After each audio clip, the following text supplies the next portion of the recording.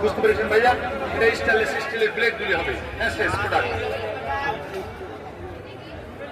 প্লেটগুলি ওর ভিতরে স্টিলের, এটার ভিতরে যে ব্লেড আছে এগুলি হলো স্টিলের, কিন্তু এটার প্রাইস অনেক বেশি, 600 টাকা প্রাইস 1 কেজি। বুঝতে পেরেছেন ভাইয়া? এটা থেকে মাংস কিনা করতে পারবেন আপনি। এখানে কাটবেন প্লেন সাইড, আপনি নিজস্ব ডিস্টেন্স কাটবেন প্লেটের সাথে ছেড়ে প্লেন থেকে নরমাল কাটিং, বেবিদের জন্য প্লেন চেঞ্জ, কাগজের মতো পাতলা হবে।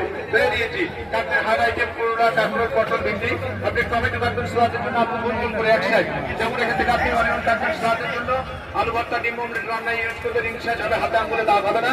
বেরিয়েছি কাজ করলে কাজ হবে। যেমন আপনি এখান থেকে ক্যাবিজ কাটবেন, 2 ভাগ করে নিয়ে ছিঁড়ে কাটবেন, চিকন চিকন হবে। আপনি ছিঁড়ে ঘন্টায় করতেন, এখানে প্লেটে করবেন স্লাদের জন্য, ভাজি তরকারির জন্য plain side, option big cutting হবে ক্যাবিজ।